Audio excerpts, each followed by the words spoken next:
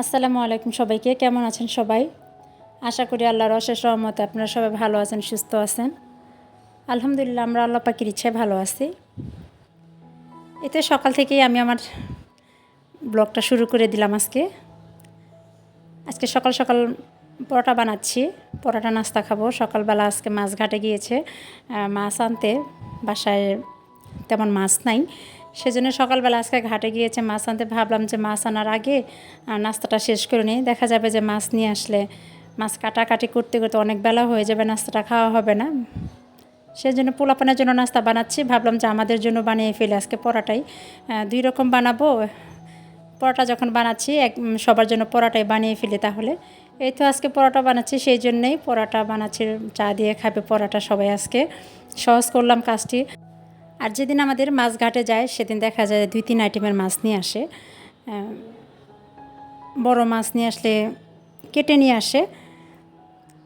দেখি আজকে কি করে। এই তো নাস্তা খাচ্ছি।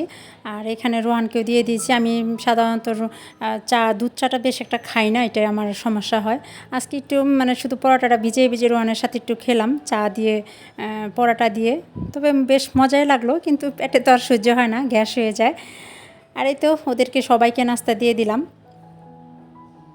আর এই তো নাস্তা খেতে খেতে কিন্তু বাজার চলেও আসছিল অলরেডি। নাস্তা খাওয়ার পরে সব মাছ নিয়ে নিলাম। আজকে দেখি কি কপালটা খুবই খারাপ, মাছগুলা কেটে নিয়ে আসে নাই। আর বৃষ্টির দিন ছিল, সকালবেলা বৃষ্টি ছিল, আর বৃষ্টির জন্য মাছগুলো আর কেটে নিয়ে আসতে পারে না। তাড়াহুড়া করে শুধু মাছগুলো কিনে নিয়ে আসছে। আর পুঁটি মাছ নিয়ে আসছে আজকে, নদীর একদম পুঁটি, অনেক সুন্দর পুঁটি মাছ নিয়ে আসছে। পুঁটি মাছগুলো আমার ননাস কাটতেছে, আর এটা আমি আইসটা ছাড়িয়ে নিয়ে আমি নিজে এটা কাটতেছে আস্তে আস্তে। আমি তেমন একটা মাছ ভালো একটা কাটতে পারি না। দেখেন অবস্থাটা কি, মাছ কাটতে গিয়ে মাছ দৌড়ে পালাচ্ছে। আমি বড় মাছ তেমন একটা কাটতে পারি না, ছোটো মাছটা যা মোটামুটি পারি, কিন্তু বড় মাছটা, ইলিশ মাছটা ছাড়া আর কোনো মাছই কাটতে পারি না। আল্লাহরে ডাকতে ডাকতে, আল্লাহ আল্লাহ করতে করতেই, আল্লাহর নাম নিতে নিতেই মাছটা, যাই হোক, কাজটা, মাছ কাটাটা সম্পূর্ণ করতে পেরেছিলাম। মোটামুটিভাবে হয়েছে। আমার আপু ভাইয়াদের মতো, আপুরা যেভাবে সুন্দরভাবে কাটে আমি অনেক ভিডিওতে দেখি, তাদের মতো হয় নাই, কিন্তু চলে যাবে আমাদের খাওয়াটা চলে যাবে আর কি। যাই হোক, আজকে সমস্যা হওয়ার কারণে মাছটা কেটে আনতে পারে না, সেজন্য কেটে নিলাম। এটা কোনো ব্যাপার না, যেভাবেই হোক কাটতে তো পারছি, চলে যাবে আমাদের। এই তো দেখেন আমি আস্তে আস্তে সবগুলো মাছই, 3টা মাছই সুন্দর করে কেটে নিলাম। এটা আমি এখন ধুয়ে ভালোভাবে পরিষ্কার করে রাখবো। আর পুঁটি মাছগুলো আমার ননাস কাটতেছে। আজকে এই বড় মাছটাই রান্না করব, টাটকা মাছটা রান্না করব। দেখা যাবে যে ফ্রিজে রাখলে তো অন্যরকম টেস্ট হয়ে যায়, সেজন্য ভাবলাম আজকে রান্না করব। আর পুঁটি মাছটা হয়তো আরেকদিন রান্না করব। আর পুঁটি মাছটা আজকে আমরা এটা কি বলে, ফ্রাই করে খাবো, মচমচা ভাজি করে খাবো। পুঁটি মাছটা কিন্তু ভাজি অনেক টেস্টি হয়, সেই জন্য ভাবলাম যে পুঁটি মাছ আজকে রান্না করব না, আজকে বড় মাছটাই রান্না করি। পুঁটি মাছটা আজকে আমরা ভাজি খাবো, সাথে তো শুকনা মরিচ থাকবেই। আর এই তো আজকে আমি এই কয়টা টুকরা আমি রান্না করব, পটল দিয়ে মাছ রান্না করব। সেটা আমি ভালোভাবে লবণ দিয়ে ধুয়ে নিচ্ছি। আজকে যদি আমার ভিডিওটা আপনাদের কাছে ভালো লেগে থাকে তাহলে আপনারা চাইলে একটা লাইক দিতে পারেন। আর যদি আপনারা আমার চ্যানেলে নতুন হয়ে থাকেন তাহলে আপনারা চাইলে আমার চ্যানেলটি সাবস্ক্রাইব করে নিতে পারেন। যারা আমার ভিডিওটা আমার ফেসবুক পেজ থেকে দেখে থাকেন তারা চাইলে আপনারা আমার ফেসবুক পেজটা ফলো দিতে পারেন। যারা অলরেডি কাজগুলো করে ফেলেছেন তাদেরকে অসংখ্য ধন্যবাদ। এই যে দেখেন পুঁটি মাছগুলো কত সুন্দর ছিল, একটা ঝরা ঝরা পুঁটি মাছ ছিল। এটা কিন্তু ফ্রাই খেতে খুবই মজা। আজকে আমি এটা ফ্রাই করব।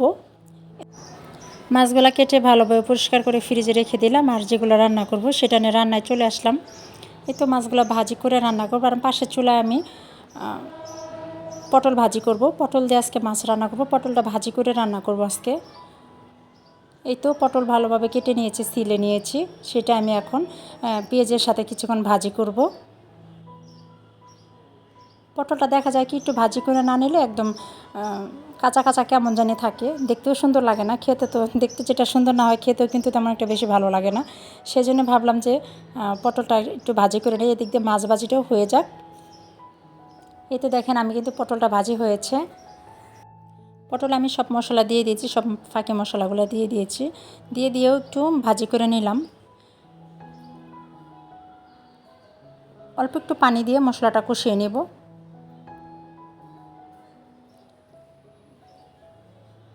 এভাবে মানে পটলটা রান্না করলে কিন্তু খুবই মজা হয়। আপনারাও এভাবে রান্না করে খেতে দেখতে পারেন। আর যদি হয় টাটকা মাছ, সেটা তো আর কোনো কথাই নেই। আমি একটু পটলটা কষিয়ে নিয়ে মাছটা দিয়ে পরে আবার মাছের সাথে একটু কষাবো। এতেও আমি মাছটা দিয়ে দিলাম।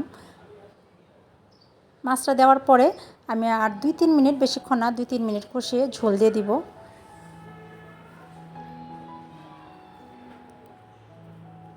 আজকে আর আমার ভিডিওটা আর বাড়াবো না, এই পর্যন্তই রাখবো। তরকারি রান্না শেষ করতে করতে আমি আমার ভিডিওটা শেষ করব। এই তো তরকারিতে আমি ঝোল দিয়ে দিলাম। ঝোলের পরিমাণটা কিন্তু কমিয়ে দিয়েছি, যেহেতু পটলটা অলরেডি সিদ্ধ হয়ে গিয়েছে। আজকে তাহলে এই পর্যন্তই। আসসালামু আলাইকুম সবাইকে, আল্লাহ হাফেজ।